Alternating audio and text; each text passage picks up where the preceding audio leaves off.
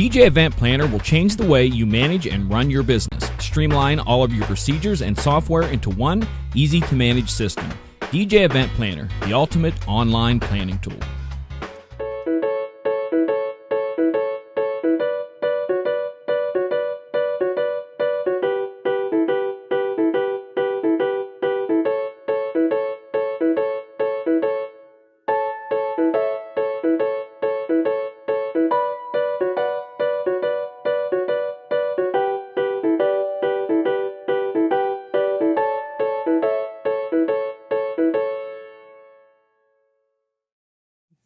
So it was a completely. So back in college, you were Ray Romano. It was. Look, he's naked. Oh! Put it on. Oh. Hey, we are live. We are live on both channels tonight. We are broadcasting with the two on Disc Jockey News TV, and we've got Arnoldo Offermann, and we are on Gear It First channel tonight. We are all over. We're all over the place. We're even in some competing channels that they don't know about. Such as Gear It Second. We've got some companies from India who are stealing this feed as we speak, and they are now broadcasting it, and they're doing hashtag Donald Trump. It's going to be awesome. How does it feel being the only news network that hasn't been labeled as fake news yet, John? Well, there was last week, when we were coming to you from DJ Expo, and we were talking about all the awesomeness, and that's when they were just letting it all hang out. I got to tell you, and I promised you this wasn't going to be a rain show. And by the way, guys, John never knows what the heck I'm going to say. We do not pre-script this, and I apologize ahead of time. I did a video on the Reign 72 and the 12. I mean, you knew that was going to be a hot ticket item. I did. And every news person, every vlogger was, they were on that, all over, because the EV Evolve series, those were the two things that everybody was really talking about. Those were the big stories. And because the video went viral, I got to meet a lot of DJs on the comment section that I've never met before, and I kind of wish I never had. One guy's like, "This is a terrible review. It's so biased." It's not a review, guy. Yes, it is. You're even wearing a Reign shirt. Yeah, that's not me. Well, you could have introduced yourself. I'd rather not. Thanks. You could have watched any of the other 100 videos that are on the damn channel. Yeah. And then I love when people talk about how they saw the video, and then you just click on their name on Insights, and YouTube will tell you how much of the video they watched. And you're like, So, yeah. That's that quick little rant. So for those of you who are wondering what we're talking about, if you didn't see the video and you didn't see much from DJ Expo, Reign came out with their mixer, which is the 72, and they came out with some digital turntables, the best way I'm going to describe those, called the 12, which we were debating if these were real or not when they leaked out. We knew the mixer was, but we weren't sure about the turntable. So they had them there, and they had them under glass. And the number of guys who were walking by, they're under glass, I can't touch them. It's like, dude, these are prototypes. You go and touch it, and you probably got slime all over your fingers because you've been just jerking off over at the Roland booth over there. And I did say jerking off. Damn, this became the after-hour show real fast.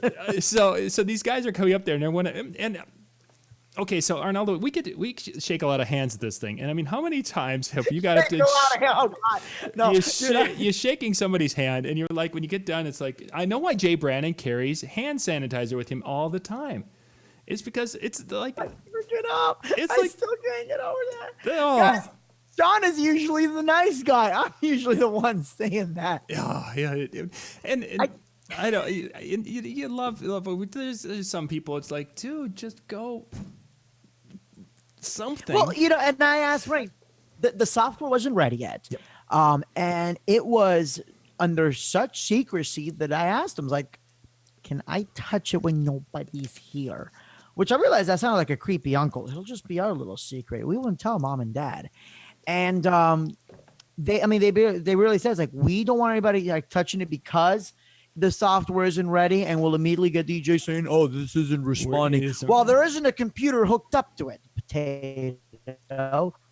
I can't tell you whether or not I had a chance to touch it, but I can tell you, even just looking at it, John, you could tell that these things are sturdy. A lot of people's like, well, this is a Newmark one. No, it's not the Newmark one because it's just a controller. But it's solid steel. You could drop this on somebody's foot, and it's gonna hurt. Yeah, it was definitely a piece of equipment, and I was really kind of excited to see that I talked to Chris Roman a little bit about what's inside it. Because really, I mean, ultimately, it may look pretty on the outside, but it's really what's inside. And he was talking about the different components and the lengths in which they've gone to make this into a very durable, as he referred to it, battle mixer or battle table. And it's like, yeah, this makes sense. I mean, I'll be honest. I mean, you were there. I made fun of the thing. I'm like, that is the ugliest looking prototype drawing I've ever seen. This has to be fake. And I told him, like, I cannot believe that is the thing that you guys leaked out. And they kind of sort of made like, yeah, that was pretty much a Photoshop. But, it was based on the final one. It obviously wasn't a photo. I did share my concern about it not being recessed. If you remember, I mean, that was one of the things. It's like, who the hell makes something that goes in a coffin that's not recessed? And he said because there isn't tone arm, if you look, it's actually smaller than a turntable, so it'll fit in a coffin even without a 90-degree. But the reason they couldn't make that whole part recessed, like you would see, like for example, on the side of the reel loops, is literally because there's a lot of stuff that's crammed in there, and it was the overall design that it just would not have worked right. So I'm not quite sure. I can tell you that as soon as I get my hands on one, I'm going to take it apart. Warranty be damned. I really want to see what's in it. You're a rebel. Yeah. Take that warranty and just. I know how to remove those warranty stickers without actually removing that little part. I really thought about doing a YouTube review on that, but or video on that. My dad would be so irresponsible. He's out there trying to peel. But the mixer is ingenious. Even the platter, because as DJs we always worry. Okay, what happens if one of those controllers or the turntables dies? Well, we're kind of stuck, and we're hoping that our mixer has that dual function. My S9, you can switch back and forth. But that's really about it. With this one, you've got up to four controllers on each one. Funny enough, Serato doesn't support 8 decks, but you know what does? Virtual DJ. So I can't wait till Virtual DJ gets their hands on this thing to reverse engineer it and support it on Virtual DJ. Yeah. And right now, there's a lot of Serato DJs going, he said that word. God, he's a virtual DJ that has a sync button. It's cheating, just like Serato. And I'll say this again: if you call the sync button cheating, first of all, it doesn't automatically mix. It sounds terrible. It's like having Megaseg mix. See what I did there? If you're looking at waveforms, you're cheating just as bad as using a sync button, if not worse. So if you're sitting there looking at your laptop like this the whole time, man. But I'm really looking forward to it, John. I didn't think I would. I'm like, I love my turntable setup. I just spent a lot of money. I somehow managed to switch my system every year, and I was kind of hoping I could go a year without switching it. But at the beauty pageant, like 2 weeks prior, right in the middle of the big party, one of my freaking tone arms dies on me. The cartridge just shatters on the inside. I'm like, well, luckily I got a backup. Nope. I have no idea where the hell my backup cartridge is. I'm like, you know what? I'm over turntables. And there's a lot of DMC, what's it called? Champions that have said most of the mistakes you hear at DMC are from bad tone arms, from turntables, from the actual vinyl getting dirty. So yeah, if I can have everything besides a tone arm, and now he's like, well, it's not real DJing. What? We're going to define DJing as a tone arm now? Like, boy, is you stupid. Do I need to reach over? Like, I really hope, John, that one day we have technology that's a hologram so I can reach out and just slap the piss out of people. Wouldn't that be awesome? There should be that button somewhere. Just go through that. But Rain, I would have, I was kind of lucky that I was doing stuff with ADJ, and I was able to get in early. And, of course, you did too, because you're John. But did you notice that it doesn't matter if we got there 5 hours early or we were there at midnight? The damn speaker manufacturers would not turn it down at all. Like, they were so loud. And yeah. Oh, my goodness gracious. And you guys, for those of you especially on the Gear First, that's something John and Dane and Shaney, we're all gonna rant about. And believe me, there's gonna be a rant. We'll talk about that. That'll be on a future. But yeah, it was a different level. Let's put it that way. The worst. It really was. We complain about it every year. I had to buy earplugs, put earplugs inside earplugs. It was like earplugception. I knew the show was going to be interesting, John, the moment that one of the union guys, I don't know what happened to him, but he fell and cracked his head wide open. No, really? I didn't see that or hear about that. Wow. So 2 people did not get the props that they wanted to get. So I figured, we kind of shot him out a little bit. First is Corey. I don't know what the hell his last name is. I don't care. No, I love Corey. He's the guy from ADJ that's been helping with all the video walls and everything. Oh, Corey is the man. And I wasn't there to see everything. My wife saw a lot of it. So a lot of this secondhand info, but it's pretty correct. So excuse me if I miss some of the facts. I just want to go off on what I do know. The guy fell, really busted his head open. Corey immediately jumped in, figure out what's going on. But then Ricky from promo only, there's blood everywhere, John. It was nasty. Blood everywhere. Ricky doesn't care. Immediately picks the guy up. Him and Corey are taking care of him. Ricky takes off his shirt. Literally, the guy just takes off his shirt, and starts doing first aid on the guy till the ambulance gets there. And, first of all, that's a heroic move within itself. This guy didn't just not only take his shirt off to help somebody in need, he touched somebody else's blood. If you guys don't realize what a huge risk that is. Yeah, it is. That is the most selfless thing. And we've always known that the guys are promo only, Ricky, they've always been like that. But this is on a whole different level. Yeah. Same thing with Corey from ADJ, because it happened right behind the ADJ booth. That was serious. Something. From what I understand, hopefully the guy's okay. Somebody had said it was a diabetic attack. I'm not sure what happened. But yeah, it was something. So I mean, luckily he's okay. That's what's important. But I don't know if you heard about that or not. No, I did not. So that's hats off to Ricky. And let's continue to talk about promo only, guys. You heard what a segue. It's almost like we planned this. We did. So for those of you who don't follow Nick Hahn or Ricky's Facebook page, first off, you should, because they're both wonderful, wonderful people. So they check into the hotel and they Ricky finds a towel that has a smudge on it. A smudge of what? Was it chocolate fudge? It was brown. And it was Tootsie Rolls. It was on the towel. You remember that thing is do you know the difference between a towel and toilet paper? And the guy says no, and he goes, well, you're the guy? I'm just saying. That's what it was. So anyway, Ricky goes down to the front desk, and he's very discreetly, and he mentions to the person, like, this is in our room here, and and can you come and deal with it? And she's kind of, whatever, and blows him off. But she's, okay, we'll take care of it.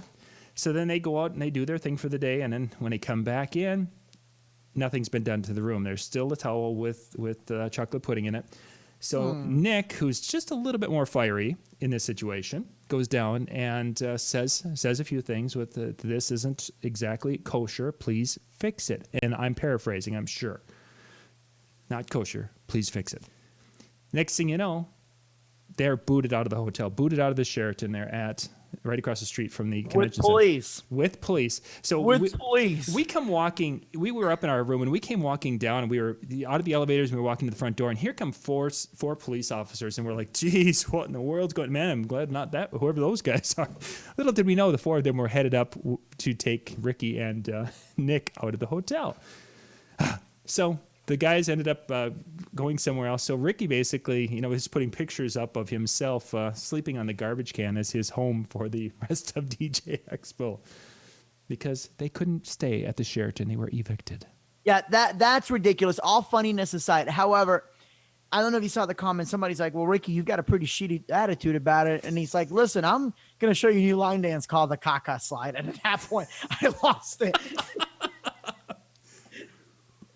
The thing about Ricky, guys, in case you don't know, and Nick, they are both the most sarcastic but lighthearted people, especially Ricky. I don't know Nick as well as I know Ricky. Ricky's the kind of guy, like, he is a true ride or die. Like, he's going to be there for you. He's very lighthearted. He doesn't take anything seriously. This really did piss them off. I was blown away by it. I'm like, that's horrible. I'm sure in some way, shape, or form we can blame Chris Christie, as we can blame everything that's wrong with Atlantic City. But that's on a new level. Yeah. And I got to say, I mean, even in our own room that Lori and I were staying at the Sheraton also, and it, the beds were like a little rumpled, but, okay, maybe they just didn't make them that cleanly, whatever.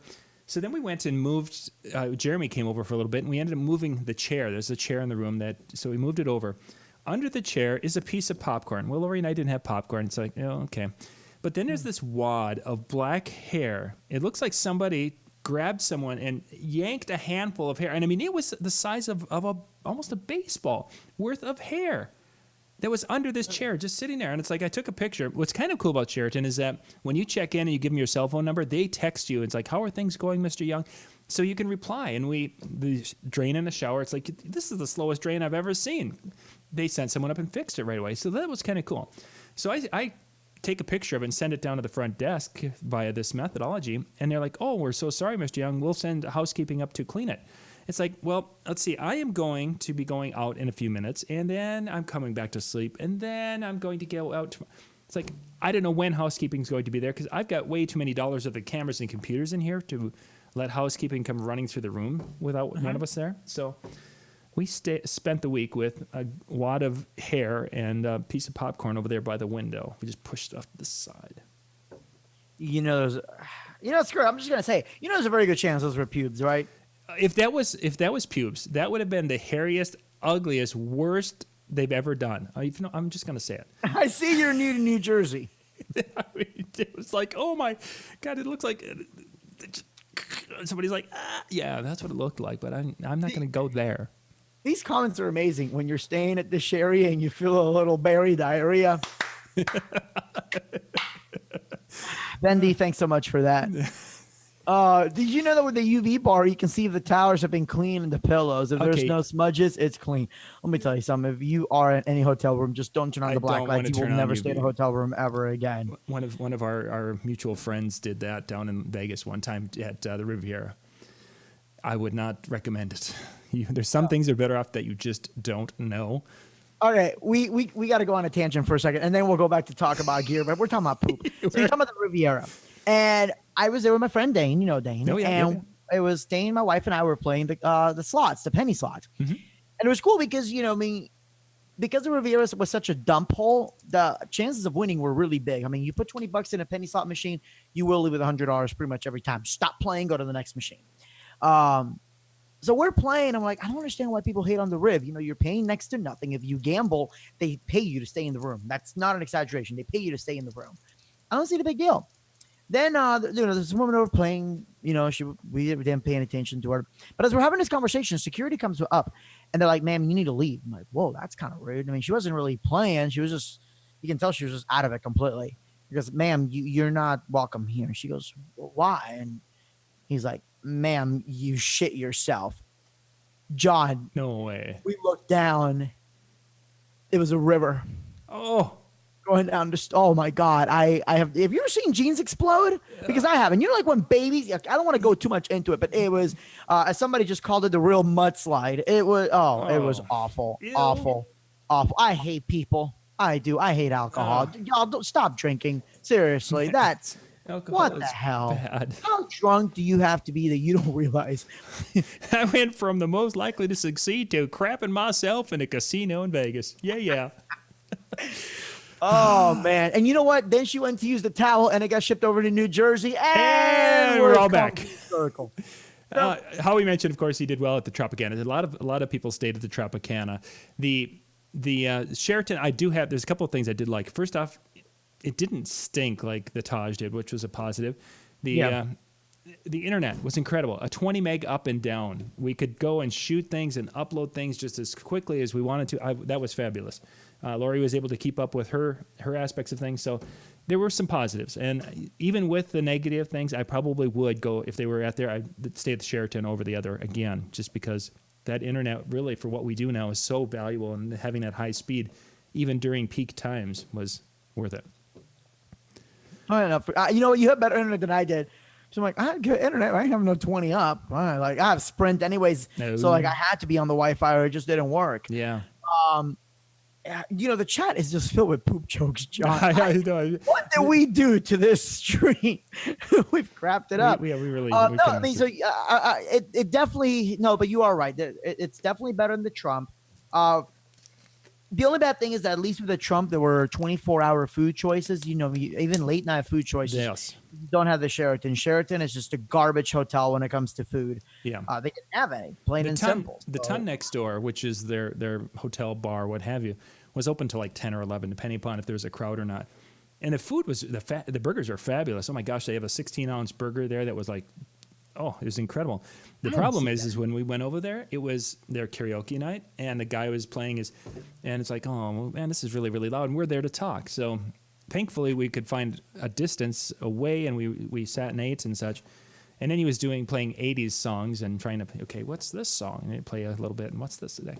And it was actually somewhat enjoyable, but Yeah. Oh, and I did hear some when we were walking late night because the place was so empty. The whole city, guys. I think when DJ Time said there were 5,000 people, they're lying. There were not. No. There were not even 5,000 people in Atlantic City at any point in time. That seemed to be the case. Ever. The Oh. place was completely empty. The only people there were DJs. But yeah, you could hear the karaoke and watch this amazing segue. You guys take notes on segues. You could hear the karaoke. You know the problem with the karaoke, John? What was the It's problem? kind of bad because they didn't use the new EV Evolve 50. And see, if they would have been able to use the Evolve 50 and its wide dispersion and incredibly deep bass for a 12-inch subwoofer, Absolutely. Guys, you see that segue? Like, this is how John and I operate. Okay, so it is the second most talked about item, hands down. I can proudly brag that the official leak was done on the stream that we did at Gear It First. Woo! That you did with us, John, as well. Because Mike's like, well, screw it. I'm going to show you the photos. Yep. What are they going to do? Fire Mike to sew him in? well, So- we hope not. No, Mike, I don't think, I'm sure Evie realizes how valuable Mike is, but he is so good at really pushing that passion to the end user. Very much so. Despite it being so loud in there. And guys, I'm gonna tell you right now, the exhibitors, we were all miserable. I don't think anybody really wanted to be there, not because of the end users. We wanted to be there for the end users, but it was so loud. It was so uncomfortable that really nobody said, man, I'm having such a great time. So it was really hard to be able to be enthusiastic without losing our voice. Oh, for sure. First of all, nobody really complained about EV. And it wasn't because EV wasn't loud. It was because EV was considerate and they built a wall, which you got to freaking love the fact DJ Times put their entrance of their booth right in front of a damn pole so you couldn't see them. Yep. But what was interesting, John, is that the Evolve 50, nobody complained about it. And they were outside of the booth and it was loud. I mean, it cut through all that ruckus that you could hear it. I think it's a testament of how clear it was. But I don't think anybody could really hear how deep that 12-inch sub hits. No, you couldn't down there. We went up actually to room 304, which is where Jeremy Breck was doing a seminar the next day. We are actually up there the night before. So we actually hooked up to the Evolve 50 with our cell phones. And I played a track that I use when I'm testing speakers just because I'm very familiar with the track and what I'm going to be hearing and such with that. Oh, my goodness gracious. For a 12-inch subwoofer, I was very, very impressed. It did a great job. It had that dispersion. It had that full sound. It had that rich sound. It really went across the board. I didn't push it too hard because there were seminars that were going on, a room and a half, 2 rooms over. So it's like, well, I'm not going to push too hard. Well, then I disconnected from the device. Jeremy Lanby connected his phone to the device. Jeremy doesn't have that same little filter when it comes to how loud am I playing and will those people in the other room hear it? EDM music away, and it did. It's like sounded fabulous. I mean, it did carry it and handled that bass line and everything from the music. But it's like, did Jeremy sum it up? Yeah. So very, very impressed though. I was definitely I know Mike has talked about this for a year and a half that they wanted to get the sound right, and I know sometimes when guys are the salespeople, you're like, yeah, they're just talking to that. I used a song from Don Fagan. You can check that out. ICY is what I like to use because it is a digital recorded. It has a lot of a sound guy got me turned into that. But it's got a lot of it's got the lows, highs. It's got a vocal, and you can really hear the difference in things. So go ahead. I was going to say one of my favorite test tracks, and this was because of John over at Yamaha, "Marry for Money," Trace Adkins. Because when the song first starts, you just hear the guitar and his voice. And what happens is Trace Adkins has a very low voice. I mean, that's a voice I think we could all be jealous of. The guy has a ridiculously low voice, and his control of the guys. I'm not a huge country fan. I like real country. And Trace Adkins is real country, but that man's voice is just phenomenal. But what's really cool about that song is because it's so deep, you can really hear how well crossed over a speaker system is. Sure, I can see that. The tracks that I use, because it's so low, that sub is going to reproduce a lot of the frequencies, and you're going to hear if it's, doing that boom, boom, boom noise. And then when that song actually starts, if the speaker's well made, it should be in your face. It should almost hurt from when it slams you back. So that's been one of my test tracks. And I didn't get a chance to do it with the Evolve. I'm kind of upset. Did get a chance to hear the ELX. Way way different than the original, the 200. Yep. I'd love to hear a side by side. I don't know if you had the chance to do that yet. No, John, I have not. I've not done that yet. when they said everything is better, everything really is better on the ELX. That's what I've heard. I didn't get a chance to listen to the ELX because each time I was going through, they were really focusing on the Evolve 50, or you had that noise in the room, and it was just tough to hear. It was interesting getting back to that noise just for one last second here. A couple of the guys were talking about the way that noise and that chaos of the room leads to such a high level of fatigue among people who are in that environment for very long. Because as you watch the vendors, the people who are there all day, and yourself and myself included, is that you just, after a while, it's like, I've only been here for 3 hours, but I feel like I've been run through a race. And you don't have the same edge, and you're just kind of, and by the time it's all done, Lori and I drug ourselves out of there, and we're like, we're not going anywhere tonight. Well, once you're away and you're quiet and you sit down for a little bit, and away from that constant noise that your brain's trying to figure out, what am I hearing? It's amazing how you kind of come back to life a little bit, but that noise pollution at its finest at the show. So absolutely. Somebody said on your side of the chat, sound is subjective. I spoke to quite a few that weren't impressed with the Evolve 50. I'm going to tell you why, because I heard it with and without the noise fatigue. It's basically that it's ear fatigue. And I also think a lot of people are unfairly comparing the Evolve 50 to the ETX line, John. Oh, yeah. No, they're two different, way different worlds. Yeah, you can't beat physics. No line array like that is going to give you that in-your-face sound that a full-size speaker will. And then remember how much more the ETXs can cost than the Evolve 50. But yeah, the Evolve 50 is $1,500 a side, still cheaper than the competition. I've used Bose, I've used the HK. I can tell you the Evolve, without having to do a side-by-side, blows the HK out of the water. In terms of volume output, way louder. But the thing is that when you want that line array, the short, column, there's a premium price to that because they are difficult to engineer. Yeah. So if you're wanting to pay for the best sound, I would still say go for the ETX. If you want good, clean sound and a good, clean look, I think you're going to be very happy with the Evolves. Yep. Do not try doing a 2,000 person dance with them. I've had DJs try to do that with the Bose, and they're like, oh, they're not meant, they don't sound good for that. Well, no, duh. Yeah, it's not meant for that. The other difference is that the ETX or the Evolve 50, that's an actual subwoofer. Whereas with the Bose, they call them bass bins because they don't go below, I think 80 is their cutoff. Like, I don't care what the paper says. Yeah. I can tell you what my ears hear. There's a point where you just don't hear it anymore.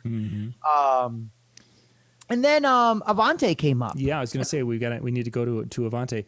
Before we get to that, somebody asked if there was was there a speaker company that was kicked out?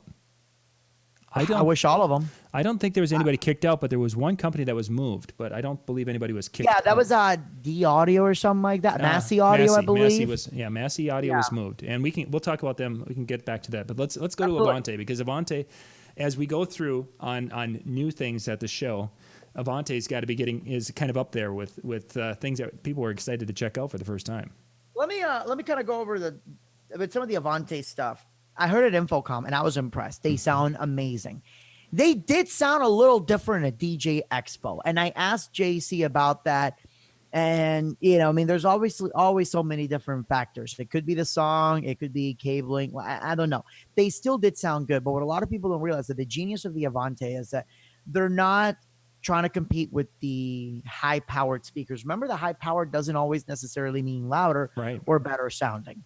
If you're doing weddings of 300 people or less, you don't need a speaker that hits 132 decibels, for crying out loud. Yeah. The Avantes are going to be perfect for that, for that kind of stuff.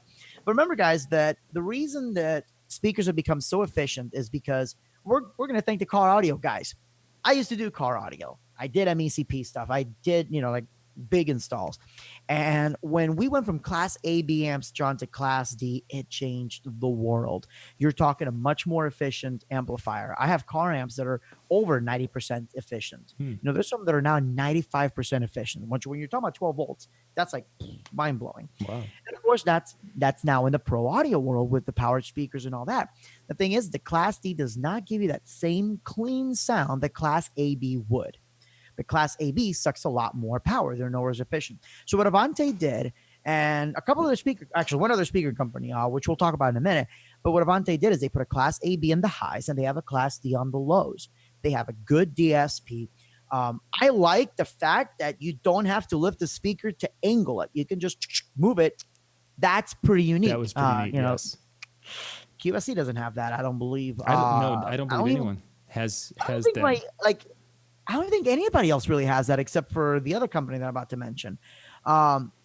They are good-looking speakers, too. It's a good DSP. And they do sound good. I want to get my hands on a pair soon because I really would like to put them through their paces. The sub, if I'm not mistaken, I can't remember which one it is now, but there's no, it's their 18-inch sub. But it's insanely light. I can't remember how much it weighs, but it's not that heavy. It hits. It's a good sub. Mm-hmm. It really is. I think for the money, they're going to do well. Where I think they're going to have a harder of a struggle is they're late to the game.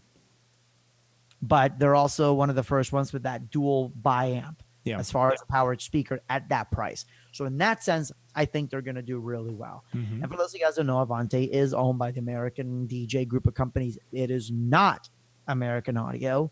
It is a whole different factory, whole different design, whole different set of engineers, R&D.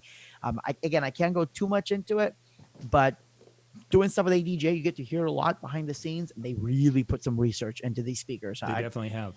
An insane amount. And they're trying to build a different brand. They're not trying to hit too much of the DJs because, DJs may not be able to afford them. But I think the price they will. Oh, easily. Yeah, for sure. They're definitely a, as Howie said, they're kind of a higher end entry speaker for someone who's looking to get into, and you want to buy something that fits into that. That would be, instead of going with the bottom line speaker. Yep. And it mentioned a few bottom line speakers in the chat room. Instead of going to something you can get for $150 on Amazon, you'd put a little bit more into it and you'd have a much better quality speaker from that line. Oh, yeah. And you guys, if you don't know who JC Faxes is, who's basically now running that line, him and Chuck Green, go look up JC Faxes. That guy's resume is just mind-blowing impressive. He knows his stuff. He's not going to put out a bad product. Talking to him, I cannot tell you how many times he said, nope, that's going back. Nope, that's going back. Like, he really is demanding perfection, not just out of the factories, but out of R&D. So we're going to see a lot of great things. If this is what Avante released their first time out, John. Yeah. Imagine what's going to happen in the future years. So I'm really excited about that. So real quick, somebody asked about if we did a blindfold test with two speakers, one with the Class AB and another with the Class D, same components and cabinets. Do you think you could tell the difference between them? Oh, hell yes. Not on the woofer, but on the driver. Yeah. I'll use PreSonus as an example because they're doing the same type of design. I actually have a pair here with me. I don't know if you guys saw some of the live streams that I did. I don't review products until I put them through their pace because I review products I recommend. So I do a live stream of first impressions because if they're crap, you're going to know it's crap because, nope, not reviewing that. Yep. But what's really interesting is that with the PreSonus, they're on the higher side. Like, I like my speakers to come out really flat. So with theirs, kind of like the ETXs, they're really bright, and there's nothing wrong with that. It's different preferences, and you can correct it in the back.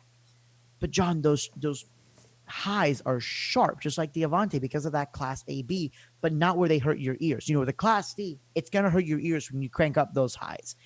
With the Class AB, it's sharp, it's pronounced, but it's not brittle. When you crank up the highs to the point that they sound brittle? Mm-hmm. Oh, yes. Okay, that's the big difference between Class AB and Class D, I think, in a nutshell. Some people will be able to tell them apart. Some people won't. I think after you leave DJ Expo, you're basically Helen Keller. You will not hear anything. Yeah, I couldn't tell the difference between Meyer and Behringer after I left DJ Expo. My ears were that shot. But, yeah, I mean, the PreSonus, that's another line that came out of nowhere. Yeah. And I didn't hear many complaints about them. People, I mean, as far as the sound quality, people were very happy. I'm going to put them through their paces and all that. I don't know if you had a chance to hear them yet or not, John. I did. I've got to hear them a little bit at the show. I did we got a chance to record with them a little bit because we went to the Bass Boss room and we recorded there. Avante, actually, we live streamed the very first. We were there quickly that morning.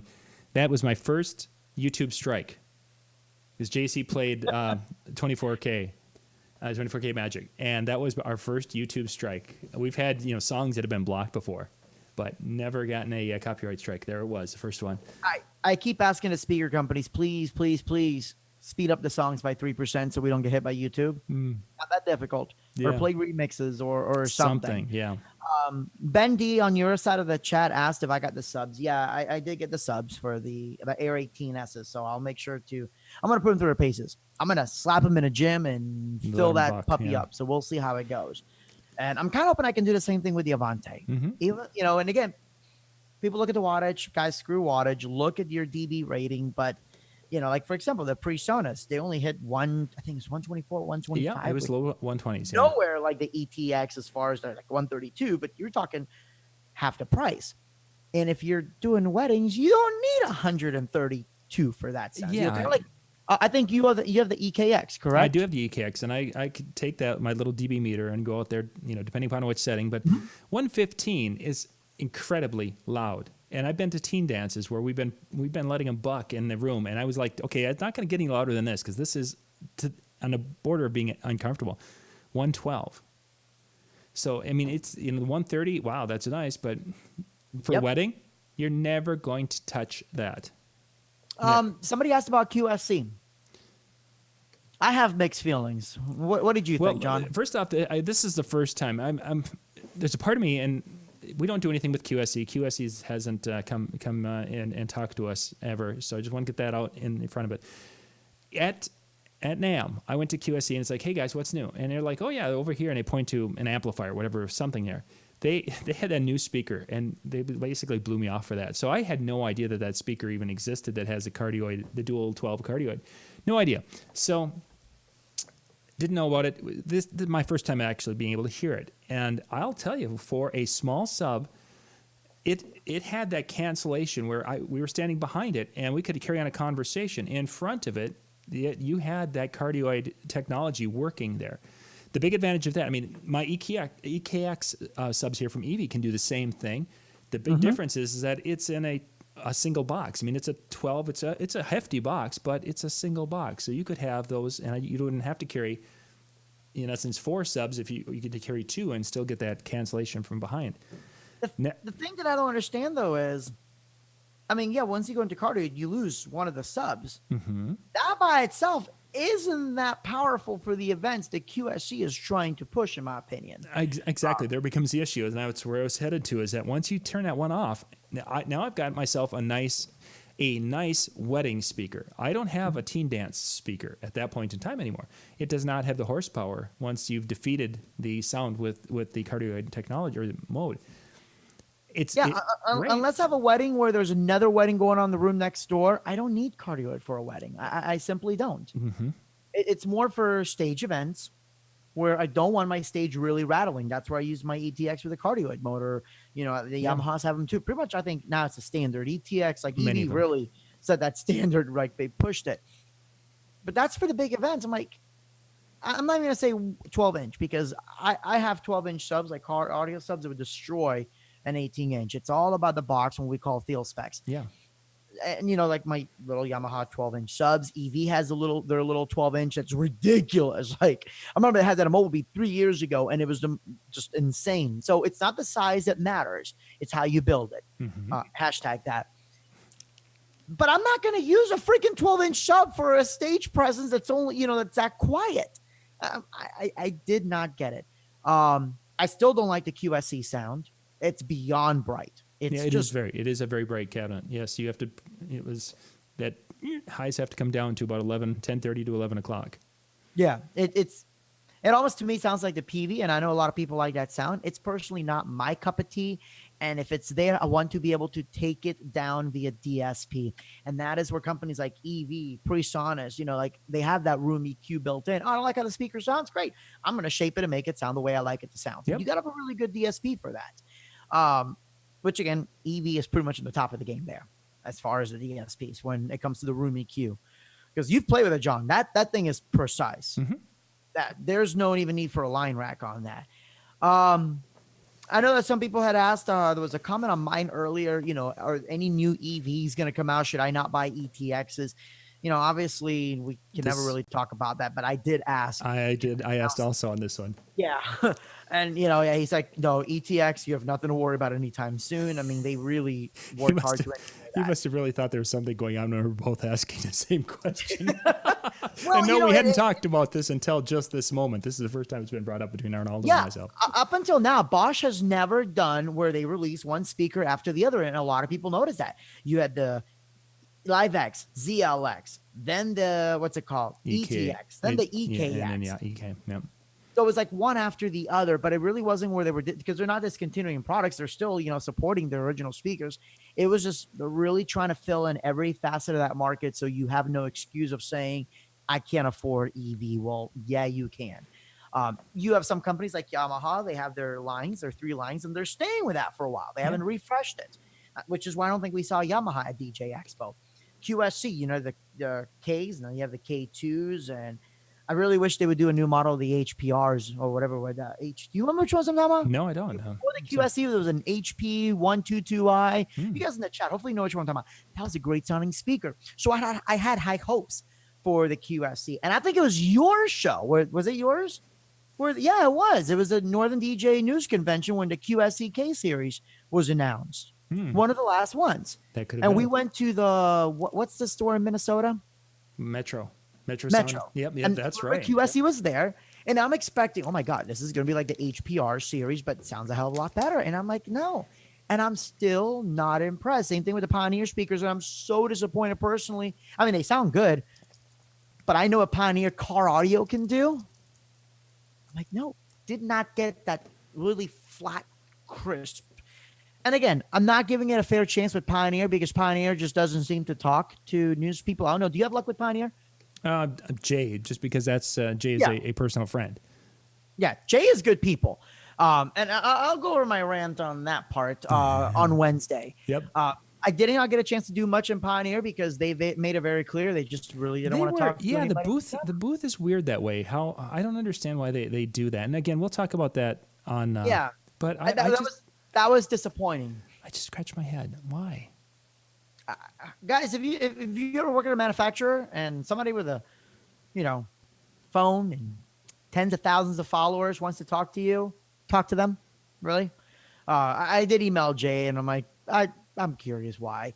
And Pioneer wasn't the only one like that too. There were a couple other companies that just didn't feel welcoming. I don't know if you got that, not necessarily towards like media outlets, but just towards people in general. I talked to some DJs. I'm like, oh, and I don't want to mention any booth specifically. Like, oh, I skipped this booth because there wasn't really anybody there wanted to talk to us. Like, I know there were some vendors who were very upset about the whole the environment there, and that showed that really came across. And to a point, I could see where some of them would be like, this was a complete waste of our time because our sales team couldn't do what they wanted to do. They couldn't communicate. I mean, the poor people who were next to Massey Audio who moved, they moved them over. The 2 booths on either side of Massey Audio, one was X-Laser and the other one was that the Gobo?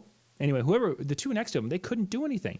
Because Massey Audio is a line array, and it had a dispersion, an incredible dispersion, and they were pushing their speakers. I mean, they're trying to get noticed. That's what they're there for, because this was their world debut. Ironically, if they would have come on to and done a show with Arnoldo and myself, they'd probably see 4 times the people that saw at DJ Expo, but that's another story for another day. We'll talk about that on Wednesday. It was, and again, I think that's one of the things, and it really becomes where the dealers, a lot of manufacturers depend on the dealers to pull people into the actual booth. I work with Canal Sound and Light for ADJ. Look at that segue. Hey, Jeffrey. We need a segue animation. I work with Canal Sound. I'm like, man, those people would pull in. Global Trust is there with Musically Yours. My wife is actually working on behalf of Musically Yours. They were pulling people in. My wife can sell. That woman is, dude, I can tell you the sell story she has done. It's ridiculous. But we pull people in. I would say we had a pretty good successful show. Eliminated lighting as well. I mean, there were things they sold out on completely in that sense. ADJ was interesting because they're always interesting. And this isn't me speaking as somebody that works with ADJ. This is an outsider looking in that sees behind the scenes because they bring out stuff that's, really, really high end. And then they bring stuff out that's for, the DJ that's just starting out. It makes sense. But a lot of DJs don't seem to understand it. Oh, well, this is too expensive. Well, yeah, you're looking at a freaking LED video wall. But if you go to their competitors, it's going to be 2 or 3 times the price, dude. Like, well, but this light, it's like $200 for a moving head. That's expensive. What? I mean, that's expensive. I don't know if you saw the Pocket Pro. Yes. That shocked me, because when I saw the specs, I'm like, God dang it! Can we please stop releasing freaking moving heads every other week? Like, I'm pushing like 3 or 4 moving heads. But this one really filled in the market where maybe the focus spot wasn't hitting it, and then you had the original Inno Pocket spot, and then new technology came out, so they made it a little bit cheaper. So what do you do with the original Inno Pocket spot? Well, they redid the whole inside. Now it's the Pro. It's tiny. You can change the gobos on it, which was impressive. It's bright. It's a 25 watt LED. And if any of you in the comments, I swear to God, if you guys write 25 watts is not that bright, I will come to your house and slap you around. It was bright, John. I mean, you saw it. It was a very impressive little fixture. It's like, funny enough, because you and Jeremy were looking at another moving head not too far from us, and then we looked at the lumens rating, but they were rating theirs at 12 degrees. DJ had theirs at 18 degrees, and then you compared them side by side. It's like, whoa! Suddenly, that 75, 80 watt LED, that wattage really doesn't matter. One's twice as bright as the other. So I tell DJs, really look at the wattage on that. The Pocket Pro, I mean, you saw it. What were your impressions on it? I was very impressed with it, actually. I generally, every year when it comes to school dances, I like to upgrade some gear to kind of change the shows up and such a little bit. And I thought I had figured out what I was going to be doing. But after seeing that, I want to incorporate those up on the top of my trussing system. And then, of course, I've been using the Z4s on the truss, and I think that having those on top is going to be a fabulous, and it's, again, a bright fixture, that 25 watt, and the color wheel and such. So the colors you're getting out of that were just a very vivid and bright, yet with the colors. So I was really excited. Oh, absolutely. And that one got a lot of attention. The other one that has gotten quite a bit of attention is the new the hex bars, basically. They're a replacement of the Ultra bars, but now they have the hex LEDs and individual pixel mapping. That one did pretty well. I mean, one of those bars doesn't cost you that much more than one of the 5 or the 12 Ps, and you have just as many LEDs. So that I know that one got a lot of attention. Yeah, I'm getting so excited with audio with a little miniature line array. John, I know you love that one from watching your videos. What were your impressions on it? I want to get a pair of those, because I think I just want to be able to take those around. They're so small and compact. I mean, it's literally going to be able to take it, 2 of those almost under one arm, and go into like my small little bar that I like to do up the street here. I think those could handle that bar without too much difficulty whatsoever. Now, they're not going to stand, and they're not going to be able to cover a card like the Avante or the Electro Voice, but for the right application and the price point. I mean, the price point was crazy. Yeah. The fact that if you do Bluetooth, and guys, Bluetooth can have quite a bit of range. I did a video on the ELS 8 Go BT, and I went like 350 feet on Bluetooth. So Bluetooth has really grown a long way. It really depends do on not recommend what they, going 300 for a wedding. Yeah, depends on what they put inside it, and that's a big part of it, because some of them 20 feet you're done, and some of them. I like. Sorry, there's a delay on my end. Sorry, John. Yeah, no problem. No, but. I like the fact American Audio made both speakers linkable to one phone. That was smart. Yep. But how compact that thing is. I mean, they hit the nail on the head where everybody else missed the compact part. Guys, if you haven't seen it, basically it stands on a pole. And yes, there is a cable. It isn't like the EV where, you don't need a cable to attach it to the top. But again, you have different price points. That pole can get really expensive when you have wires going through it. But you have the cable, you have the pole, and then you have the actual top. And it all folds and locks into the back of that sub. It's insanely portable. That was one where when Tom showed us that, he kind of got like a little standing ovation. Like, that's really cool. That's going to be, you know what, John, that is the system when you're doing a ceremony freaking upstairs on a rooftop somewhere and there's not a damn elevator. That is a system for that. You've got the built-in mixer. You've got the Bluetooth. It's a sharp looking system, and it did not sound bad. I mean, usually when you're going with a much more affordable small speaker, you're expecting for it to sound like, but no, I mean, it sounded good. It kept paces. I know some stuff that's going on behind the scenes in American Audio, and I've been telling people you're going to see American Audio turn over a new leaf, come up with some good products. The The microphones, we sold out on those microphones because they sounded good. Actually, one of the guys like, oh, they can't go that far for that price because the show price, and I'll tell you the show price, it was $249 for 4 of them, for 4 freaking wireless mics. And this guy goes on the other side of the freaking convention center at Expo, or the room rather, and it would still pick them up. Sure. Those things had serious range. Yeah. Of course, they sold out right away. You're not going to see that price for 4 wireless mics ever again. But that was really cool. I like that system. When I first saw it, I'm like, I'm not expecting much. I'm expecting something similar to the Voco Pro as far as design. And no, I mean, it's built better. We actually took the mic apart. Props to Alan Dotson in this. He's like, wait, let's take the mic apart. And it's all metal threads in there. One of the things that I even noticed with the American Audio one is that the head, I wish I had one with me. The head of the mic, it's not rounded. It's like an octagon design. So when you put the mic down, it doesn't roll off. It doesn't roll off. Nice. That's the little details that tells me, okay, they're really paying attention to not just what customers are saying, but what customers are going to want.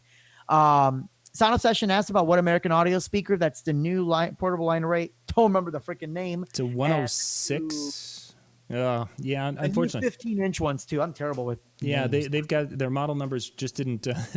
Sometimes they make sense to us, and it's just a natural progression, and a 12. Yeah, that one I couldn't decipher. American Audio is pretty easy to decipher. ELS 8 Go BT. Okay, that's easy to remember. This one, it's Go. It means it's wireless. It's BT. It's got Bluetooth, and it's 8, so it's an 8-inch speaker. Those were easy.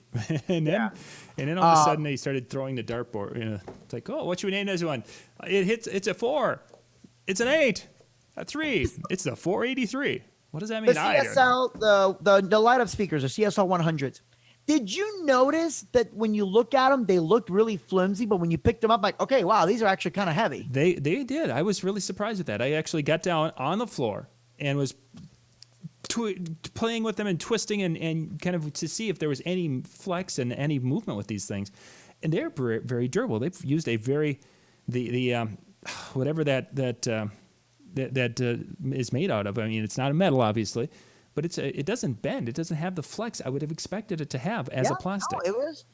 And again, a lot of comments like, oh, that's so cheesy. Why would you want to bring attention to a tripod?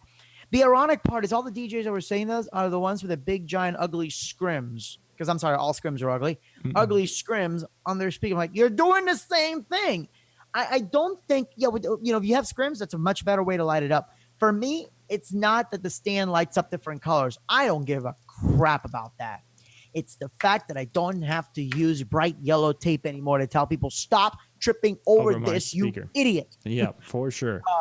So that was pretty cool. Before the show, I thought, it's kind of a novelty, and I really had little to no interest in those. After being there, for the exact reason with that, the ability for them to see those, it's like, yeah, I'm getting a pair of those because there are times when I'm running speaker stands. Most of the time, it's subwoofer and a pole, and up you go. But there are a few times, and it's like that would be fabulous because in the night I'm playing in the bar, if I'm not using a subwoofer, I'm putting them up on stands, and I want to have those legs lit. Otherwise, there's that idiot. Oh, she's pretty on the dance floor, and he trips over your speaker stand. And he is drunk, drops his beer on my stuff, and I have to go slap him in the head. I can maybe alleviate all that. Absolutely. I do plan on getting a pair of those stands to show people how to wire them to DMX. You can make them DMX wired. That would be cool. I'd like to see that. Maybe not even $100 to do a pair. So I will show you guys how to do that super easy because I had to do it for Infocom. I would love to see that. The remote disappeared. But what do you do when the remote's not there? You rewire the whole damn stand. But you don't have to rewire it. It's just very simple, quick snip, resolder, done. But I mean, that's it. I mean, there were some other booths there. Audio Technica was there. No new products, but no. God, I love Audio Technica. I mean, Oh yeah, for sure. We've got Audio Technica. Many of my in the house system. When we're doing testing during the day, we've used some Audio Technica. In here, we prefer the EV mics just because it gives us a different sound, and that's what we want in the main studio. But for our a quick and dirty that sounds good, Audio Technica. Kidding. Sorry, your thing cut off, John. For quick and dirty. There we go. Okay. All I heard was quick and dirty. Well, I'm interested in that part. But still, I mean, you could get into the USB mic, and I think it was just a little over $100 at the show. And that's for that application for someone who's just doing some recording to do a little podcast or something. Fabulous. Mm-hmm. Works. if you need We a got studio five. mic, We got about 5 minutes left. Holy Let's cats. blaze through the oddities. What was up with the marijuana booth? I don't know what that was. I was hoping. Well, that's going to be a topic for. We got to dig into that more on Wednesday. That's, Did you ask him what it was? Like, No, I thought it was vape, but no, they had marijuana everywhere. I did. I went by a couple of times, and it's like, okay.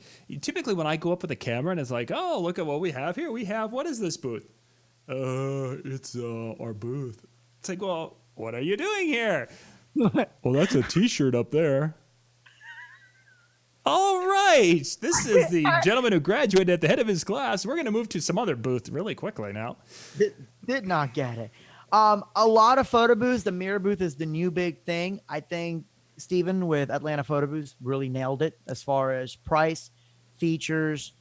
I mean, the guy always nails the whole photo booth He does concept. a nice job. So that was well done. What else stood out? Oh yeah, Audio Technica selling in-ear monitors for what, $80? Hell yes. Yeah, that was kind of nice. Although I was hoping he would have the 50. There's the 40 and the 50. The 50 are the higher end ones, which are When I'm using in-ear monitors, I use cheap ones here because I've already ruined 3 or 4 pair by whatever. But like when I fly in the airplane, I want decent. I will spend the money to get decent ones. And it's like, okay, do you have the nicer ones? No. Why not? Because.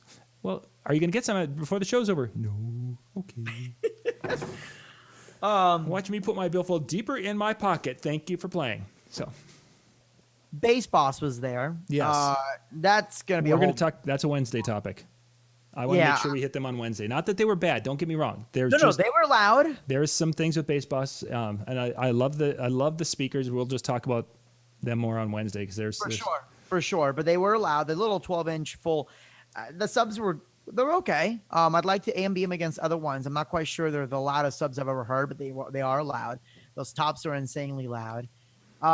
What's the other one? I think that's it. We got to talk about. Guys, We'll talk about. was about just as big as DJ Expo. Yeah, we'll talk about on Wednesday night. We're going to talk about.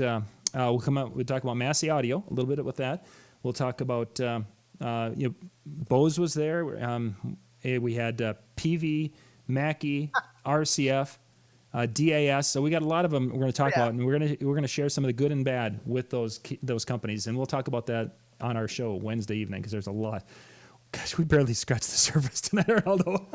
X Laser seemed to have been fairly busy. Yeah, there's Skywriter. No matter where you went, that's all you saw was that Skywriter. Oh yeah, we had lunch in the back of the exhibit hall, Lori and I did, and we were looking up at that ceiling. And it's like, wow, that's really cool. That's really really neat. Guys, just a tip. If they do, which by the way, DJ Expo will not be there next year. I guarantee it's going to be at the Hard Rock. And then they're going to see how much it costs and they're going to go back because it was so expensive as far as having a convention center. But those crab fries, did you have the crab fries, John? No. They were garlic fries and they had this crab and cheese dip and it was heaven. I missed it. $9. But that was cheap for convention food. Yeah. Actually, convention food wasn't that bad price. It wasn't bad at all. And it was good. The pizza was delicious. Yeah, Lori had a pizza, and she let me have a bite of it. And it's like, that was good for, again, convention food. We're used to some of the things you get in Vegas where it's like, really? Oh, and then, to end the show, let's talk about the security guards. I mean, there were no security anywhere in the booth, so you could walk in wherever you wanted. That's a topic for Wednesday because we got to talk about, we got to dig into that one. The girls at the convention that actually held the convention center, they were the nicest people we have ever worked with. They were fabulous. We'll talk about the other security situations upstairs Wednesday. But no, I mean they were very sweet. They let us, I don't know if you saw that DJ Expo, they had some issues with the internet being really slow. They handled the badges really well. That was well done. There were some positives as compared to last year. Badges, that was a quick process. I did not see a long line at any point. No. So I think they're the first show I've been to ever. Yeah, very happy with that. Arnoldo, we got to go. We got to run. Yes. Oh, crap. It's 9:59. It is. It's time. Gang, we'll be back in just a few minutes. We've got our next show coming up. If you go to facebook.com/JohnYoungMN, you'll find the link, or go to the Facebook, the DJNTV, or Just Tracking News. Find the link for the next show. We'll be back in about 5 minutes with our second show tonight. Arnoldo, Wednesday night. I'm looking forward to it. It's going to be a lot of fun. Yes, it is. All right. Don't watch it near your kids, guys. Good night. All right. Bye-bye.